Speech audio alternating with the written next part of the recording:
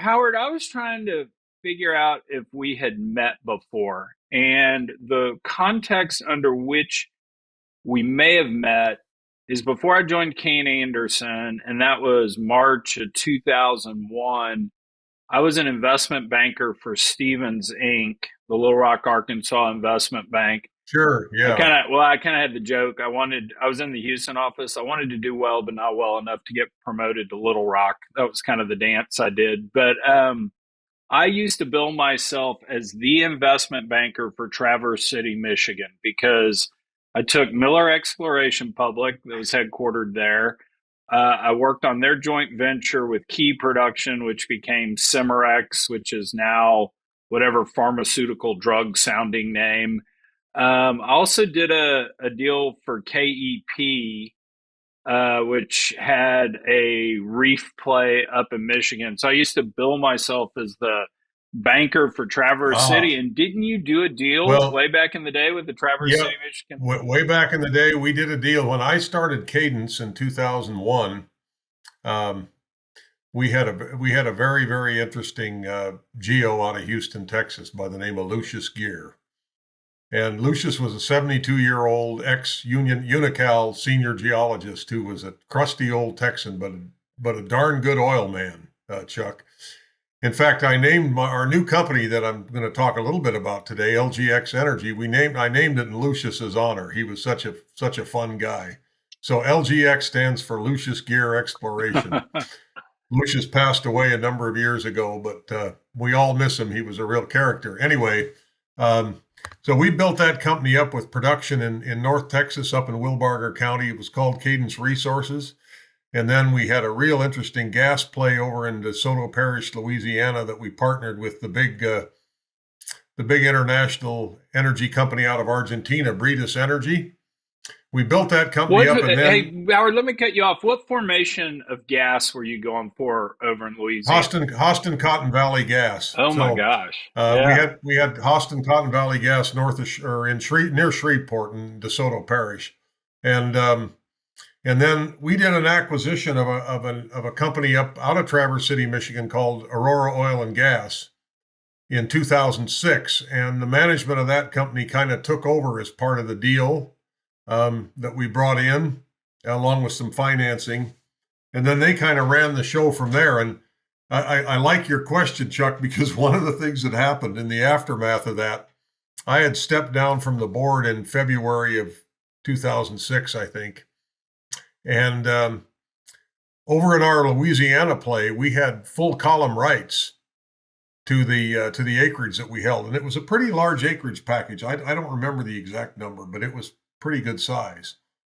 And we had full column rights, and it turns out that we had Haynesville rights, which we probably could have sold for an awful lot of money. And those guys sold out our interest in the play for like $4 million, which was four times cash flow Oh, on the existing wells, giving no value to the PUDs that we had, and there were lots of them, and giving no value to the Haynesville rights that we had. So, anyway, water over the dam. But my story on those were interesting times. my story on that is we had invested in a company called Caddo Resources, named after Caddo Parish. We'd gone in to do Cotton Valley stuff, and we just stunk it up. I mean, we drilled the crappiest 8 wells probably in that whole parish.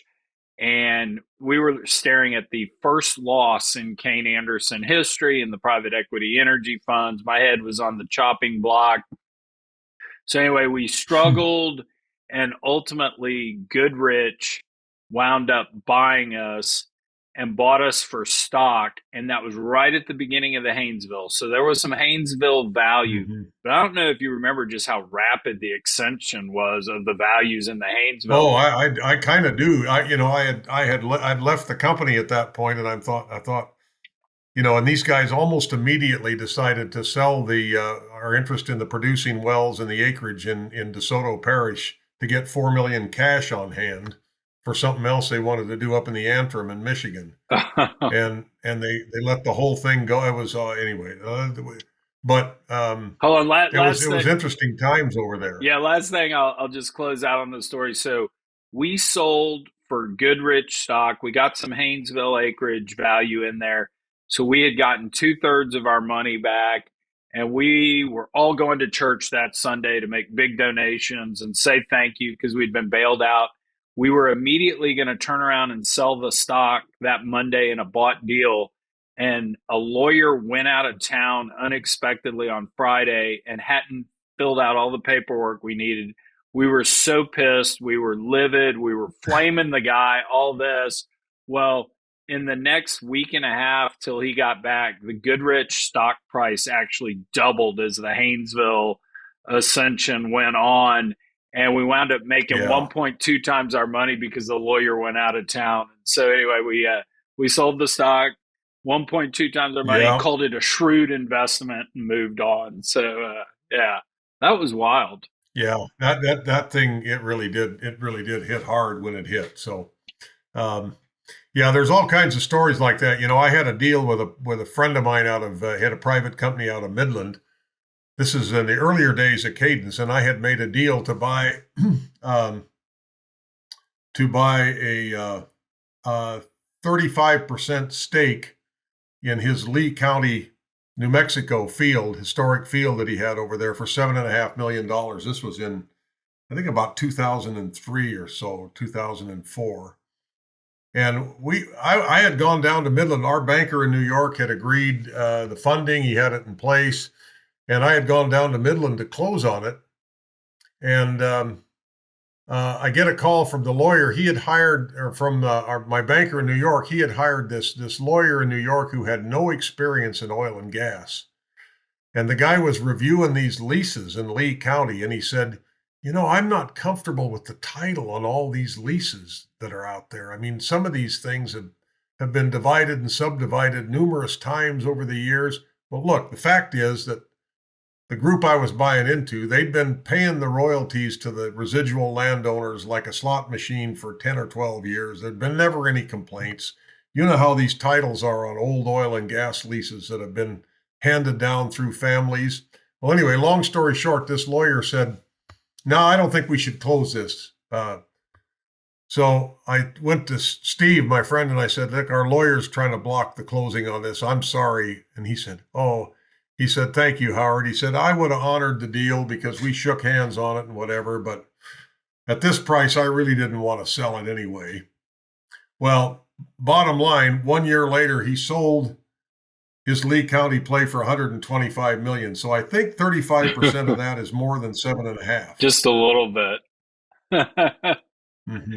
No, that's crazy. One of the things But you mentioned reef plays up in Michigan. I mean, I got my feet wet in the business as a young investor buying into northern Niagaran reefs. Oh wow, in yeah. the northern Niagaran reef trend, and there was this geologist that had a hot streak of hitting these things. He'd hit like 5 or 6 of these, and these northern Niagaran reefs. One well could be a couple of million barrels, no problem, right? And what was the premise? So he was on a hot streak, and what was the premise behind those? As I recall, it was advent of 3D seismic. We could finally image them, so we knew where the reef was, and you hit it, and it was either a howitzer full of hydrocarbons or it was wet. Was that kind of the play, as I recall? Or the porosity wasn't there. Or the porosity wasn't there. Okay, it was tight. Yeah, this is before fracking was big. We're talking the 80s, right? So he had a 2-well package, and he had this one well. I'll never forget it. It was called the Maidens. He said, the seismic on this is the best I've ever seen. This is going to be a monster well. But he had another prospect that was part of the same acreage package that he had to agree to drill that one at the same time. And the seismic on that one was iffy as hell. It was called the Stolen 1-18, right? Yep. So it was a package deal. $10,000 got you a 1% interest in both wells. $2,500 for your interest in the Maidens, and $7,500 for your 1%. $7,500 for the Maidens, and $2,500 for your 1% in the Stolen. So I'm going to bet, Chuck, that you can write the rest of the script. But I want to hear it. Well, the Maidens well was a dry hole. The Stolen well paid me back my $2,500 for my 1% interest. For the first few months, it was paying me back every week. Nice. And over the course of that well, over a 20-year period, I got over $110,000 in cash payouts for my $2,500 investment. Nice. I think that's kind of lost on what I'll call the younger generation. I hate to sound like an old boomer, but I think that's lost on folks just the excitement we had when we first had 3D seismic. You could, for the first time, Well, truly image these no. structures, and just the lottery ticket nature of it was so much fun. Well, and that's really where we are in what I'm doing now with LGX Energy in Indiana, and I'm happy to tell you all about that because we're super excited. But there's always you want to try to find a way in this business to get some kind of an advantage, right? Whether it's seismic or whether it's the acreage you hold or some kind of new technology for completion techniques or whatever it is, you want to find some kind of an advantage. So back in the Cadence days, I told you about Lucius Gear, right? Well, he was a real good oil man, and we had some really good leases up in Wilbarger County on the Wagner Ranch, which is, I think, after the King Ranch, I think it's the second largest ranch in Texas. They had their own oil and gas division with their own geologists and everything, and we were getting leases on them, leases where we had to drill right away. I mean, there was no time on them, but Lucius liked some of these prospects, and so we'd get a 40-acre lease and drill a well. And we were having a lot of success. Well, Lucius says to me one day, he says, we ought to hire my old friend Al Wadsworth. He's retired down in Houston now, but I think he could help us. And I go, well, sure, Lucius, what's the story? Well, Al, he's 88 years old, and he lives right there in Houston. He's not far from the log library. And, a lot of them wells that were drilled up there in Wilbarger County where we're at, they were drilled way back in the 19 teens and 20s, and they had different technology for logging them wells. And a lot of modern geologists, they can't read them. But old Al, he can read them old logs. So we hire Al, and we pay him, 3 days a week on a consulting rate, and he'd go down to the log library in Houston, and he'd pull these logs off the Wagner Ranch. And he'd call me up and he'd say, Howard, he said, there's a well here. They drilled this well in 1919, and they logged 16 feet of really good looking pay in the upper Milham sand at 1,652 feet. And they never completed it. And I said, well, why is that, Al? Well, they didn't want no well doing 100 barrels a day back then. They were looking for 2,000 barrels or nothing. They weren't even going to waste the time completing a well like that. So we'd go twin that well. It had long since been plugged and abandoned, but we knew right where it was. We had the coordinates. We'd go twin that well, and we'd make a 60 or 70 barrel a day well every time. And we did that over and over and over again. Some of them came in at 100 barrels a day, and some of them came in at 20 barrels a day, but they were all shallow, cheap, and they all paid out fast. It's stunning. So that was our advantage there. It's stunning the amount of what I'll just put in quotes and call institutional knowledge that our industry has lost through the ages. Because if you think about it, so much data was stored on paper that's been destroyed, or in people's heads who have just flat out, I hate to be blunt about it, but they've died. And right. Well, guys like Lucius and Al, yeah. They were at the very end when we had them, and they were the reason we were successful, frankly, because that was my first time in the commander's chair at an oil and gas deal. I'd been an investor and a financier of some projects before that, but the single worst that was great. The single worst tool on the planet for years in our business were those old mud logs, because you'd get a show and everybody'd get excited and you'd go complete that zone and it'd never have anything in it. And you got to the point where you just started throwing away all those old log libraries. Lo and behold, the shale revolution happens. And those were the compass that pointed you to all the shales out there. And those were the best tools ever to sit there in the shale revolution. It's just crazy how institutionally we've lost so much through the years and haven't gotten it captured. I do want to hear about what you're doing right now, because I know nothing about Indiana and Illinois. I've looked at 3 or 4 deals. Let me give you the background on that. So LGX Energy, A company, we started it in November. My partner and I, that I've worked with for 30 years, we started the company in November of 2021. And with the thesis that there was a portion here of the Illinois Basin that was underexplored for sure, using any kind of modern technology. And that would be several counties in southwestern Indiana. And the reason we focused in on that is we were able to negotiate an acquisition of a company called Adler Energy that was owned by some German investors. And they had drilled out a small field called the Thomas Field back in about 2006. And there were 6 or 7 producing wells, and they had declined down from their initial flush production to where collectively they were doing about 20 barrels a day. And so we bought the whole company, and that included that field, which was doing about 19, 20 barrels a day, and still is. These wells have 40-year life on them. And in the Illinois what Basin. Formation is that, and about how deep is that? Well, those were Mississippi, not Mississippian. Sorry, those were Devonian age reefs. Okay. Small reefs, shallow reefs at about 1,800 feet. Okay. And so they probably put 7 straws into that drink. With seismic, you would have done it with 2 or 3 at the most. But those are still producing about 20 barrels a day for us. We bought the whole company for $260,000. It closed on January 31st, 2022. But the real key there for us is back in the first part of the new century, Adler had spent they had shot over 400 miles of 2D seismic across 4 counties.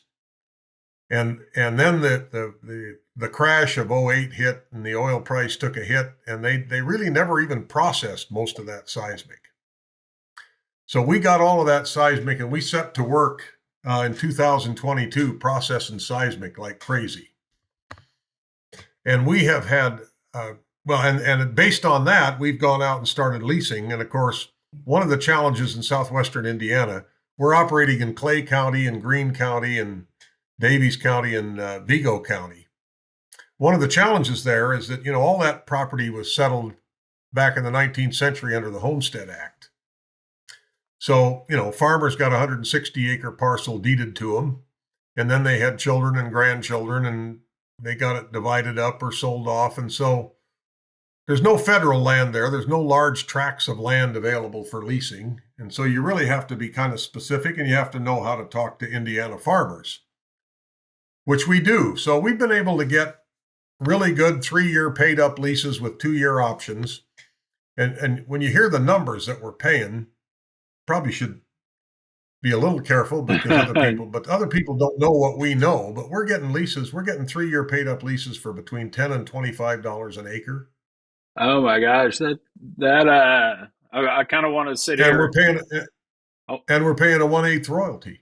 I almost want to go license the song "Glory Days" from Bruce Springsteen to start playing in the back because it's really pretty amazing. So in the first year of processing about 25% of that seismic, we've already got 55 prospects that we've either leased or intend to lease, because we can see Mississippian targets there, we can see Devonian reefs that have formed, and we can see deeper horizons that have been massively productive in other parts of the Illinois Basin, including the Trenton, the Black River Sand, the St. Peter Sand, and even all the way to the Knox.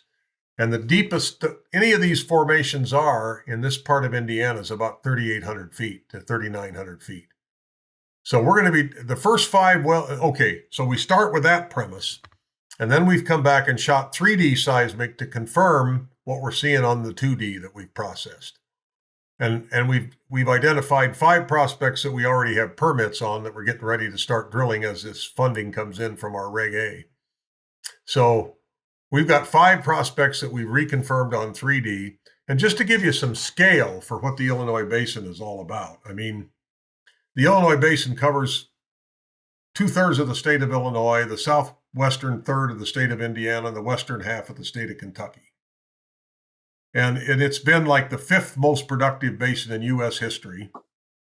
John D. Rockefeller discovered a field in east central Indiana, a Trenton field, which is not technically part of the Illinois Basin, but same formation. He discovered a Trenton field there in 1890, which became the first 100 million barrel field in U.S. history. called the Lima Peru field in Allen County, Indiana. And that was the basis of his multi-billion-dollar fortune, was that field. That's what got him started in the oil business. And it produced over 100 million barrels over a 20-year period.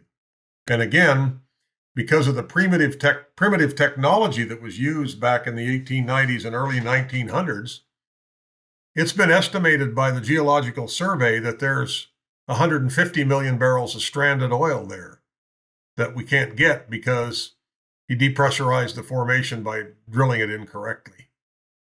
So it was a massive 250 million barrel field that Rockefeller discovered. Now there's Trenton fields in southern Michigan that are again at about the 2,800 foot level, which is where we're seeing the Trenton in our area of southwestern Indiana. The Albion Scipio field has produced almost 200 million barrels, and the Stony Point field of almost 40 million barrels. Now, our senior geophysicist, Jerry Blackston, he actually worked on the Stony Point field. He knows exactly what the seismic on that field looked like. And we've got 5 prospects right now, Trenton prospects, with mirror image seismic to Stony Point. And yet, in those 4 counties, almost all of the production that's happened over the last 100 years has been very shallow Mississippian or a little bit of Devonian production, all above 2,000 feet. So how isolated are these reefs? Are they individually defined prospects, or do the reefs somewhat run together? And where I was going with this is, sometimes they grow in clusters. Like in one part of Clay County, we've leased one reef that looks like it has extremely good closure and is about 160 acres in size. And there's another one right next to it underneath a town that's about the same size, which we've got leases going on that as well. So they do tend to grow in clusters. These reefs in that part of Indiana, these Devonian age reefs are about 1,800 feet deep, something like that. And then typically these first 5 that we have seismic on, we've got stacked pay underneath it. So when we drill, we're going to be going to the basement to look at the Knox, and we'll take a look at one of the other sands like the St. Peter or the Black River, and we'll take a look at the Trenton. So I can't even remember having a investor presentation that was geologically driven, since that's been 20 years since the last time. I notice you're not wearing a tie. I could always tell the geologist was screwing me if they had a tie on. Well, I'm not a geologist, but I've been around them for 40 years, and I've seen a lot of squiggly lines, and I've got a really great my team of people, which includes geologists, geophysicists, landmen, and project managers. We've got 150 years of collective experience in the Illinois Basin. So I've got a lot of gray hair in the cockpit, if you will, and they got some excited young guys out there too. But so just to give you some more scale, let me jump in if I can remember a couple of my geologic questions from 20 some odd years ago. Anything with the AVO analysis that's going to help us differentiate between water and hydrocarbons? Did that sentence even make sense? I think I would have asked that 20 years ago. It does, but I think the answer is, like these first couple wells that we drill, we already know that these areas are hydrocarbon charged. For instance, the first well we're going to drill, another company they drilled into the gas cap and they never got below the gas cap because they didn't have any seismic, but we already know it's oil and gas charged. Oh, there you go. This whole region, because there's shallower formations that have produced for decades. Just to give you some scale, down in one of the counties that we're in, our seismic, there's a Salem field, which has produced historically 5 million barrels of oil from a Salem field at above 1,000 feet. It's a 900 foot deep formation. We've got seismic just a couple of miles north of that field that looks exactly like it. And what's it going to cost us to test a field at 900 feet? Not very much. Yeah, that's me with my 7-iron. Yeah, exactly. Yeah. So, there's so much. Our team has so much excitement over this So what's it even Well, like trying to okay, get a rig? What's it like trying to get a rig in the oh oil? well, we've got rigs lined up. It's Okay. that's the other thing about the Illinois Basin is it's been producing for 120 years. So you've got there's drilling companies, there's workover rigs, there's field hands, there's geologists. There's two refineries in the Illinois Basin. We're currently selling to the Country Mark refinery the production that we've got, and we've got it's all light sweet crude. We don't get any penalties for heavy sulfur or anything like that. So um, Anything going on in the area in the oil field that would shock somebody from the Permian Basin? Maybe any different things you have to do in the Illinois Basin versus what I'll call a more well, you traditional. don't have to drill as deep. We don't have to drill as deep a hole to get to all the formations we're after. We don't have to pay near as much for the leases. We don't have to pay near as much royalty. Um, and we don't have to deal with the federal government at all because it's all state of Indiana, Illinois, or state of Indiana Oil and Gas Division. And we've been able to get drilling permits in a week. Wow, yeah, much more. So, um, I mean, to me, it just as an industry investor, my whole life, I mean, it ticks all the boxes for a project. And so, what we're doing, we've got a Reg A on the streets, Chuck, that people can read about it at our website, and I'm doing webinars on it. Back to what you and I were talking about earlier about the oil business. One of the questions I've got is, what's the risk profile of oil and gas drilling? And I said, well, the risk is if you're drilling one well, the risk is extremely high. You know, uh, Even if you've got good geology and good seismic and everything else, there's all kinds of things that can go wrong with one well. I mean, you can hit oil and it can be no porosity, or you can hit oil and have screw up the completion and stick rods in the hole. There's all kinds of things that can go wrong, or it can be a dry hole.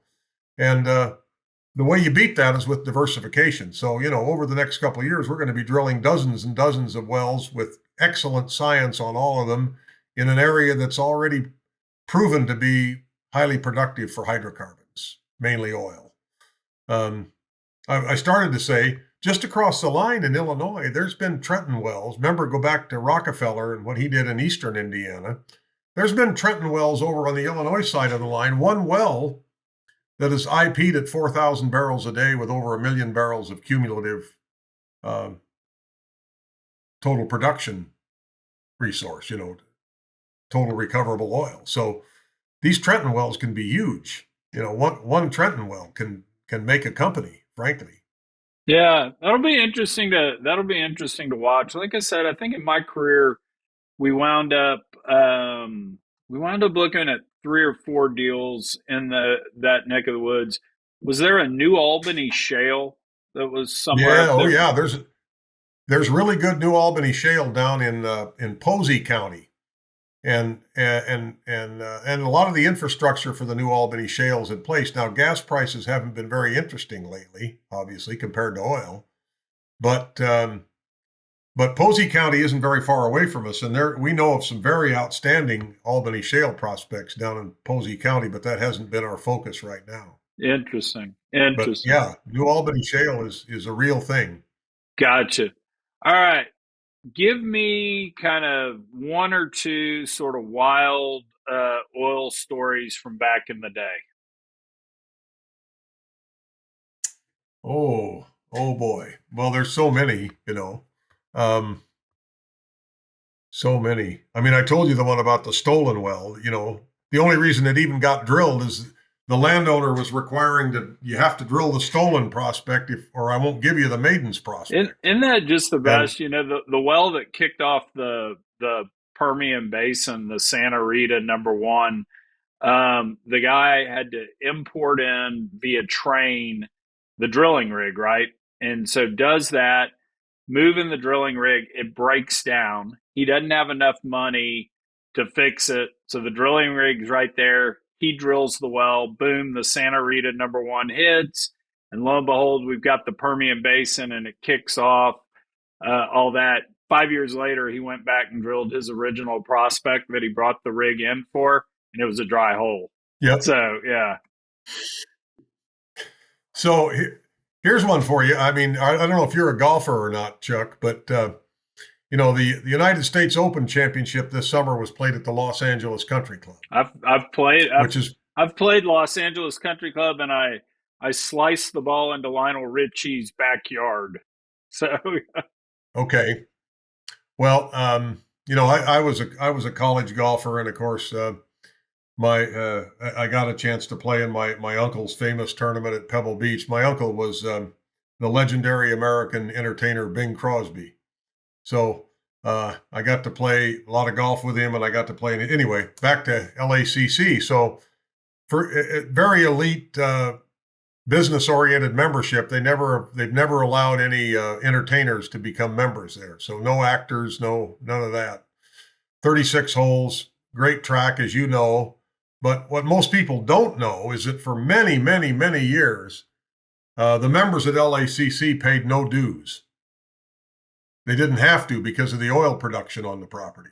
I like that. And the Los Angeles Basin is after the Permian Basin, I believe. I need to go back and check this, but I think it's the number 2 most prolific basin in U.S. history.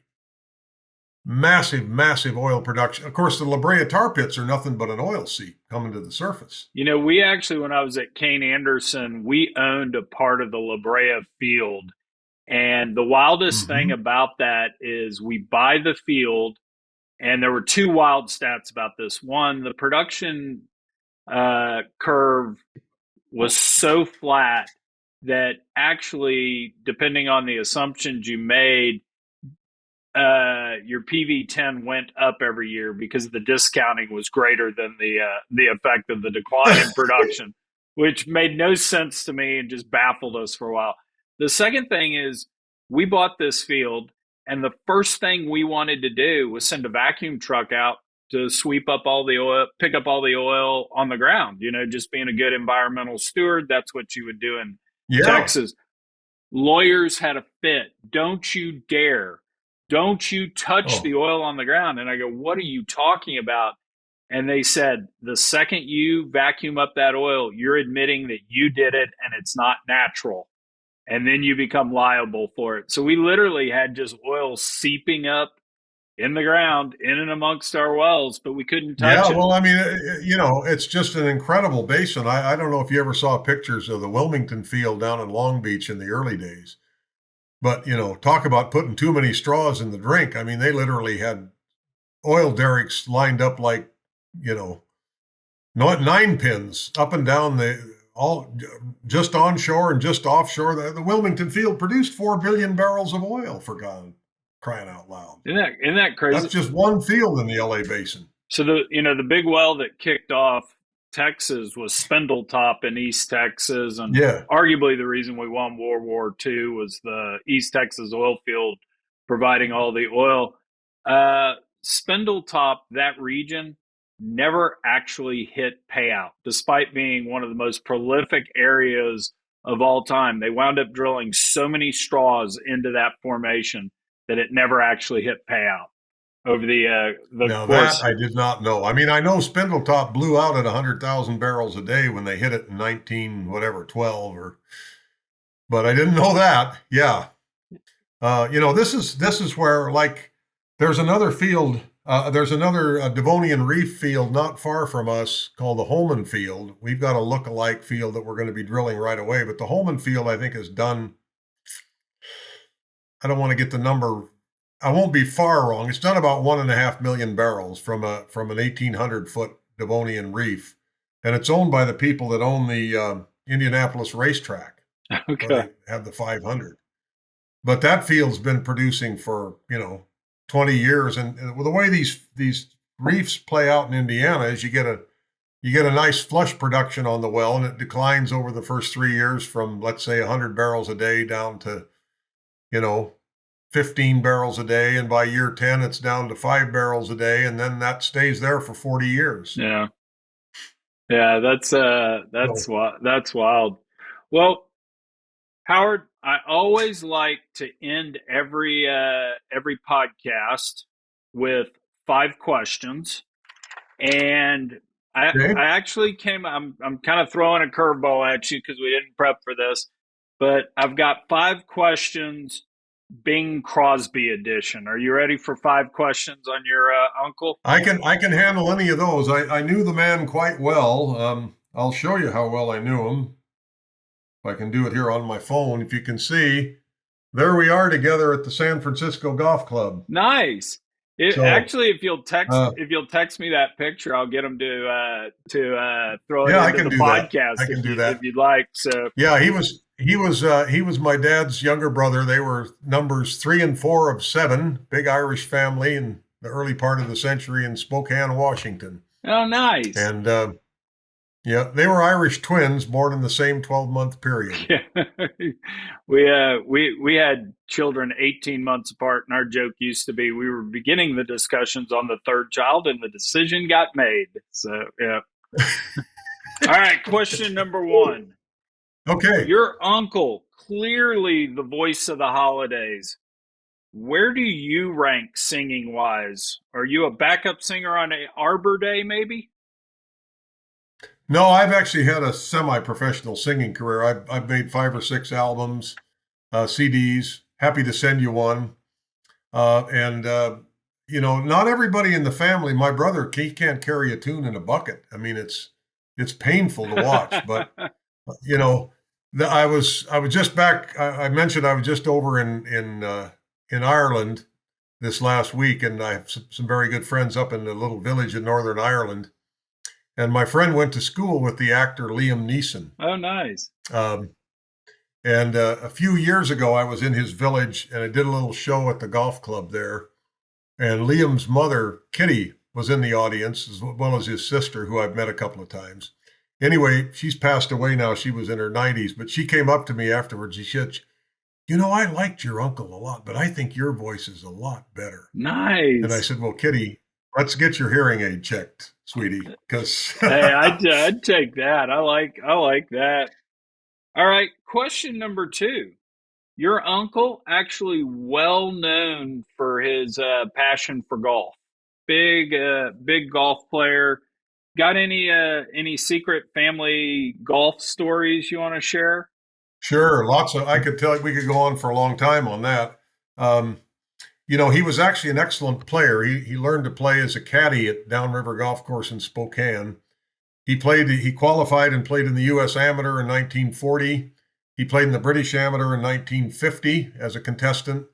He won 5 club championships at Lakeside in L.A., and he won another one out here in the desert at Thunderbird, and he won, I think, a couple up at Hayden Lake in Idaho. So he had a competitive career, and then, of course, he's in the World Golf Hall of Fame as the founder of the whole PGA Tour for Charity movement. He started that in 1937 with the Bing Crosby National Pro-Am, and it grew from there to where now virtually every PGA Tour event benefits charity. But Bing Nice. started all of that Oh, all by nice. himself. That's something I did not know. I had done some research, but I hadn't run across that. That's cool to hear. So, kind of on the similar lines, question 3 obviously had a long storied career. Is there something that maybe lesser known or something you'd want the public to know about your uncle that maybe they don't? Um, well, yeah, there's a lot of things. I think one of the things that I would say is that most people don't understand what a pioneer he was in helping to advance the career of African American entertainers. 1932, Bing recorded a record called Dinah with the Mills Brothers. And this is the first time that a major recording star performed with a black music group and gave them full attribution on the record. So it was Bing Crosby and the Mills Brothers. And that was 1932. And so it's a fascinating record too, because Bing scats on the record, which I can't do. And one of the Mills Brothers, when you listen to the song, and you can listen to it on YouTube, just Dinah, Bing Crosby, it'll come up with the Mills Brothers. And one of the Mills Brothers makes his voice sound like a bass. You think you're hearing a bass being played, but there's no bass. It's one of the Mills brothers doing the bass with his voice. And then in 1936, Bing co-starred with his very good friend Louis Armstrong in a film called Pennies from Heaven. And he insisted that they get equal star billing and then in the post-production, the executives from the studio came and said they were going to they wanted to delete some of the Armstrong scenes from the movie because they felt that his presence as a star might hurt ticket sales in the South. And Bing said, well, fine, then cut an equal number of my scenes. So that was another, sort of major step. But I loved hearing that. They were a mutual admiration society. Late in his life, somebody asked Louis Armstrong, who's the greatest jazz singer of all time? And he said, well, Bing Crosby, of course. His voice is like gold coming from a cup, because he really started out as a jazz singer in the 30s. And then, and Bing was asked about Louis Armstrong. After he died, his famous quote was, Louis Armstrong was the beginning and the end of popular music. The best there ever was, the best there ever will be. Yeah. So they were very close professional colleagues. I love hearing the stories like that, because to Hollywood's credit, they did a lot of that. Frank Sinatra, Sammy Davis Jr., tick on down the list of the great things. Yeah. And I really love hearing that. And this was probably... Well, the other thing that's interesting about Bing is that he never had an entourage. None. I mean, he drove his own car, answered his own mail to the extent that he could. And, he didn't have any hangers-on following him around. There was no Rat Pack, for instance. That's interesting. Because one day I'd love to be famous and have a big old entourage. So interesting to hear. So this question, I actually know how you're going to answer it, but I'll go ahead and ask it anyway. Do you view your uncle as a responsibility you have, a privilege you have, or is it just an interesting icebreaker at parties? Oh, I think it's a privilege. Yeah. Especially when you consider the magnitude of the totality of his body of work. I mean, he recorded over 2,000 songs commercially, which is more than double anyone else. He had 41 number one hits, which is more than double anyone else. He had 368 songs charted between 1931 and 1957, which is more than double anyone else, actually more than triple. He starred in 63 feature films, and he was one of 3 movie stars in history to sell 1 billion tickets at the box office. The only other 2 were Clark Gable and John Wayne, neither of whom had any number one hits to my knowledge. So the scope of the level of, and of course, he was a top-rated radio show in the country for 15 years. He had television specials every year, Christmas specials. It just went on and on and on. That's really cool to hear. So, question 5. Obviously, your uncle is best known for the iconic holiday song "White Christmas." Is that mandatory listening these days in the Crosby house, or do y'all secretly rock out to Mariah Carey's "All I Want for Christmas"? Well, I'll tell you what's interesting there's a lot of interesting things about White Christmas. First of all, it was part of the movie Holiday Inn in 1941, 42, and the whole score was written by Irving Berlin.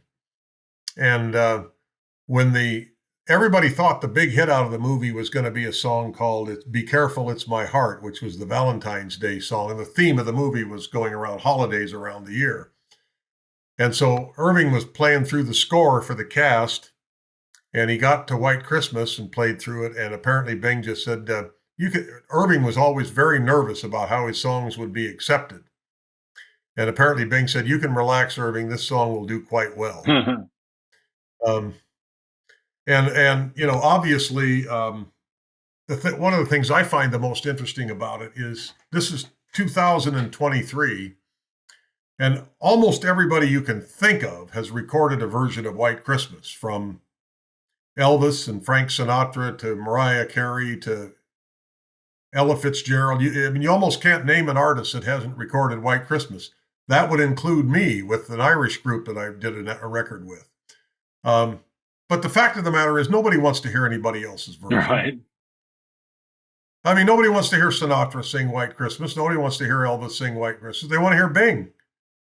And in the 70s, when he was doing a lot of work with a producer out of England called Ken Barnes, Ken suggested that they do re-recording of a lot of his early hits from the 30s and early 40s when the recording technology wasn't as good. So Bing had him put together a list of songs for re-recording. Everything from June and January to Blue Skies to all kinds of the early stuff.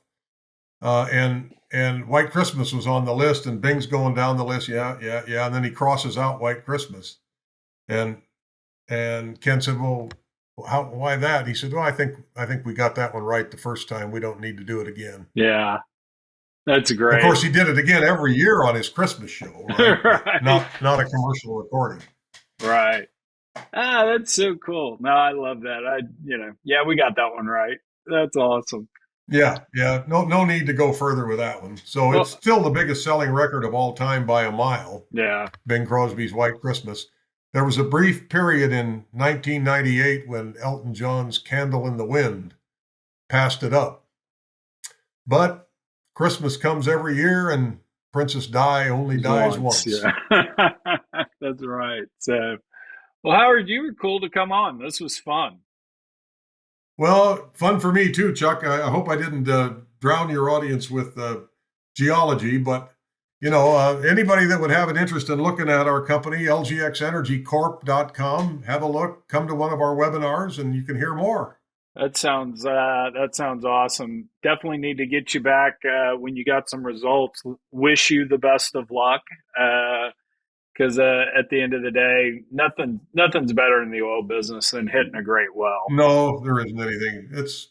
It's more fun than anything. And of course, we could have a long conversation about why oil is going to be here for a long time, and why the dreams of electric cars are not going to materialize the way people think they might. Yeah. No. Yeah. Absolutely. We'll definitely get that scheduled. That's the subject of another discussion, however. So, well, Chuck, thank you so much. It was a pleasure to be on with you. Thank you.